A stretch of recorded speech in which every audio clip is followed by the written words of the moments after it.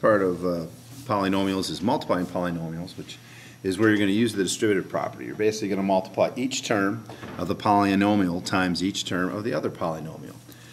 When we have a binomial times a binomial, we have an acronym called FOIL, which means you're going to multiply the first term of each binomial times the first term, and then the outside, then the inside terms, and then the last term.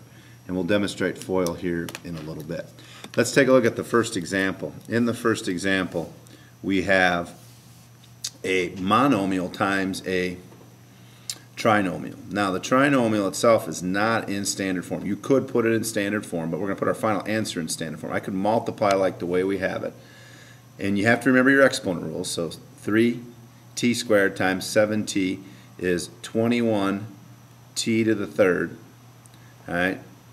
Minus 3t to the fifth. Again, we add, we have like bases on powers, we add those powers on exponents.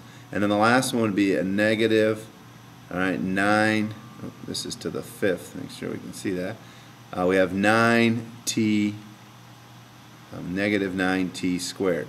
Now, we're going to put this in standard form. I'm going to have my final answer is going to be negative 3t to the fifth, because that's the highest power I have, plus 21t to the third minus 9t squared.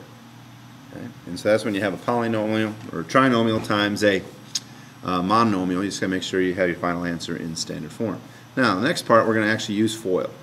With FOIL, we're going to take the first term, so I'll kind of draw some lines. We're going to take the first terms times each other, so I get x squared. Then we're going to take the outside term, so I'm going to take the outside term of each binomial, so we have minus 7x. Right, then we're going to take the inside terms of each binomial, so now I have 8x. And then last but not least, I take the last terms of each polynomial, and I end up with a negative 56.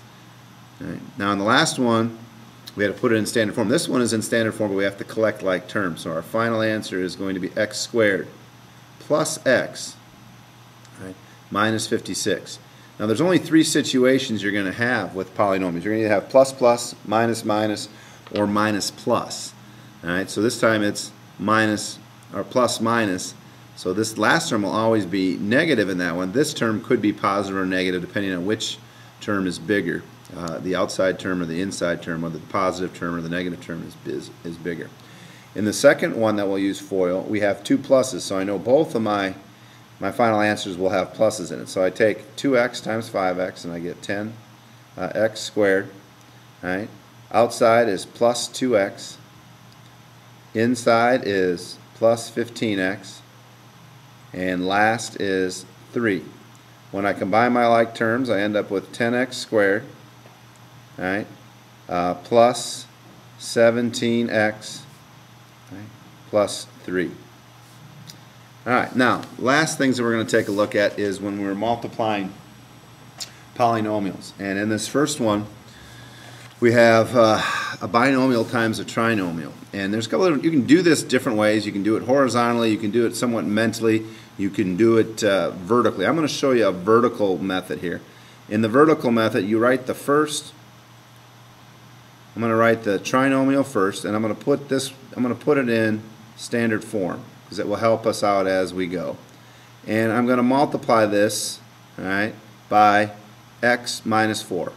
Basically, when I'm taking a binomial times a trinomial, I'm going to multiply every term in the trinomial times every term in the binomial. So I'm going to have a negative 2x, right, to the third.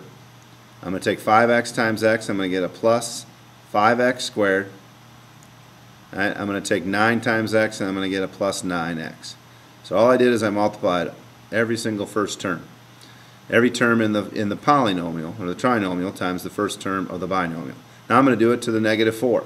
And I'm going to line up my like terms. So I'm going to have negative 2x times a negative 4 is actually a positive 8x squared. So I'm going to put that underneath the 5x squared. Now when I take 5x times a negative 4, I get a negative 20. And again, I'm going to put that underneath my 9x so I can combine my like terms. And lastly, I have a negative 36, 9 times a negative 4. Now I'm going to add these together, all right, combining my like terms. So I get a negative x to the third plus 13x squared minus 11x minus 36. And that's the vertical